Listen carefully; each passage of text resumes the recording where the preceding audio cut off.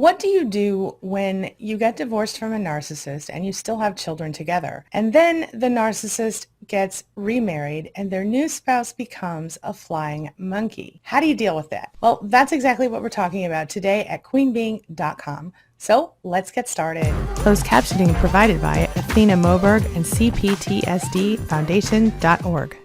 My name's Angie Atkinson, and this is Toxic Relationship Rehab, where I help you to discover, understand, and overcome narcissistic abuse in toxic relationships. If that sounds good to you, hit that subscribe button, and let's get going. So today we're talking about a question from a viewer, and the question she asked is regarding narcissists, new spouses, new sources of narcissistic supply, and children. Her question reads, my ex and the father of my children has remarried quickly, of course. His new wife seems to be a flying monkey. I haven't seen any narcissistic abuse coach address the new wife as a flying monkey. She seems to be his mouthpiece for our children. The children are all young adults, mostly, and they seem like they understand, but they still feel like she is re-injuring them. How can I help support them? Well, let's talk about it. Chances are that you're already aware of the fact that dealing with a narcissist parent in any capacity puts a child at serious risk for long-term emotional and psychological trauma. Obviously, the more you can do to support them in this case, the better, but there are a few things you have to remember first. Number one, you can't make this about something you've done wrong. You can't blame yourself for this situation. So if you are struggling with feelings of self-blame or regret, or I'm sorry that I made that person my children's father, whatever it is, recognize that we all feel that way once we recognize what we're going through.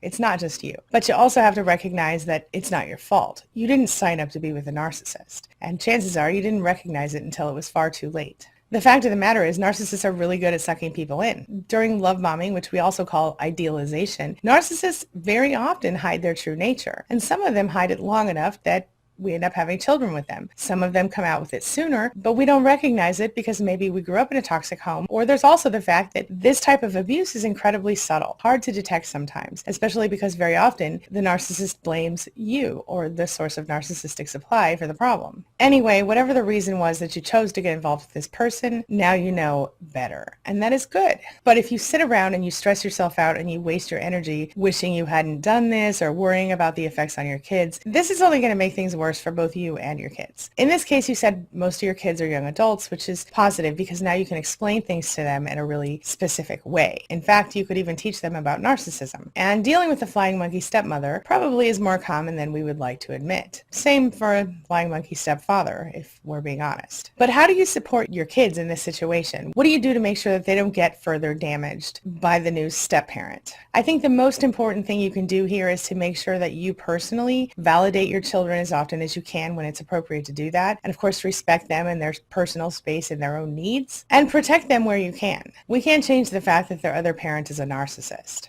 And unfortunately, that's something that your kids will have to come to terms with. But what we can do is we can help your kids break the cycle so that when they get to the place where they're having children, they get into relationships, things like that, we can help to educate them so that they don't choose the wrong partners and they don't end up subjecting their own kids to what they've gone through.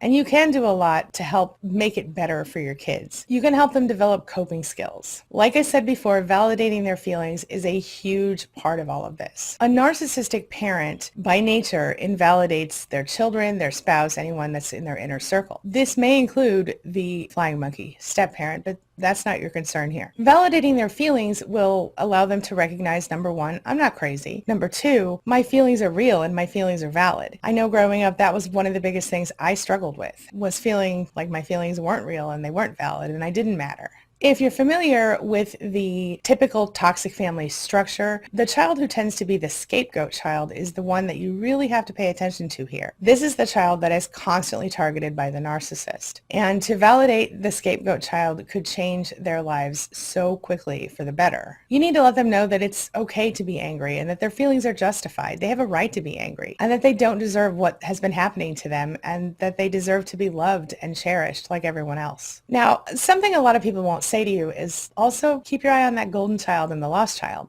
Sure, the golden child may have had certain validation from the parent, but it's almost never about the child. It's almost always about how the parent sees him or herself reflecting on the child. And the lost child, that's the one you really need to watch out for. The lost child, just like the scapegoat, may feel very invalidated and very upset and very angry. Their feelings are real and valid and important. They need to feel heard. Whoever your kids are, however they fell into the toxic family structure, each of them needs validation of their feelings. Each of them needs to know that their feelings are real, they're allowed to have them, and that they are justified. A lot of times we might find ourselves wanting to deny what happened, or pretend it didn't happen, or pretend it wasn't as bad as it was, because we feel like we're protecting ourselves or we're protecting our kids. But in reality, that's the opposite of what we need to do as parents of a child who has a narcissistic parent. And the same goes for the flying monkey. You want to help your kids not blame themselves. You want to help them understand that this is not their fault. We know that narcissists love to blame other people for everything and that they don't take any responsibility on their own. So if a narcissist throws a temper tantrum or a fit or has a lot of complaints to say, they'll usually claim that the problem is you made them do that somehow. You made them have all the complaints, or you made them have a problem with you. And the same goes for your kids. Narcissists need to believe that they're above everyone else. They're too good for that stuff. See, they have to think that they're above it because they need to cover themselves or protect themselves from seeing the actual truth about themselves. In reality, they feel inferior. Blaming other people, including and especially sometimes the scapegoated child, adult or otherwise, well, it's like second nature for the narcissist. It's something they literally almost need to do. So how do you help your kids? So helping them understand the truth and helping them understand what they've gone through, that the blame is not right, that it's not acceptable, it's unfounded, it isn't real, it's not their fault. Well, that's going to go a long way for the kids. It's going to really take a burden off their shoulders, if you will. So depending on the age of your kids, I know in your case you said they were young adults. Like I said, you can tell them everything. For kids of different ages, just tell them what you can tell them, given their age and intellectual ability to understand, without demonizing the other parents. Tell them the facts, not the feelings, and teach them how to deal with what happens from that point as much as you can. Teach them how to gray rock. When it comes to the flying monkey step-parent, we have a whole other ball of wax here. But bottom line, as long as your children are understanding, hey, this isn't acceptable. Hey, this person is also a victim to your narcissistic parent. Hey, this person is doing your father's bidding, whatever it is, they need to understand it from a logical perspective. From an emotional perspective, they have to understand their parent is incapable of validating them. So this leads you to help them feel validated, as we discussed. As parents, one of the most important things we can do for our kids is to teach them resilience, to teach them that they are deserving and worthy of love, to show them all of these things, to help them learn how to stand on their own 2 feet to get through life's hardest parts. So you can model this for them personally by, of course, being resilient in your own life and by giving them the unconditional love of which the narcissist is incapable. And of course, then you can also show them through your own actions, through your own behavior and the way you live your life, what it means to have empathy for other people and how a person lives when they have empathy, how they behave toward other people. You, of course, always want to encourage them and lift them up as much as you can for anything they're doing in their life that's right and healthy and good, but don't give fake compliments. Don't say, oh, I'm so proud of you for, losing your job or something like that. Say instead, if they lost their job, I'm so excited and proud of you that you're looking for a new job already. It's just been 10 hours and there you are putting your resume together. So essentially, it kind of supports their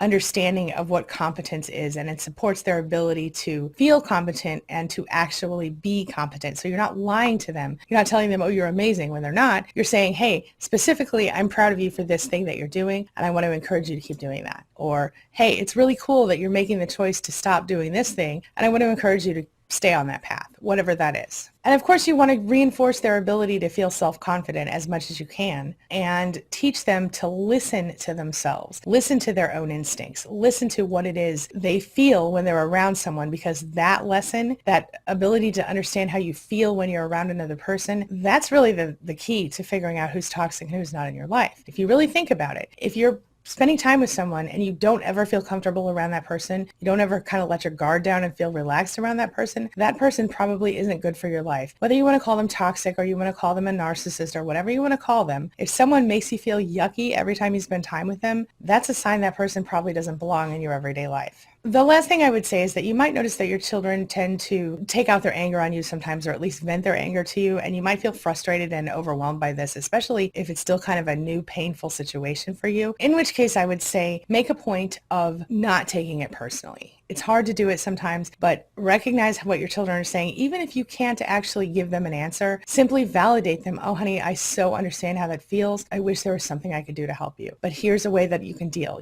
Teach them the gray rock method. Don't show them your emotions. Don't give them your emotions. They can refuse to speak to the stepmother if they want to, but that's only going to cause the father to pull further away in this case. And if that's the case, in my opinion, so be it. If it's a problem for your children are going to have to make some choices. They're going to have to make the choice to either continue the relationship in a modified way or to let go of the relationship because it's unhealthy for them. I hope that makes sense. I'm going to suggest to you that you watch this video right here to help you kind of get your head around what the kids are dealing with a little better and some other ways that you can support children of a narcissistic parent, adult or otherwise. Take a look at that.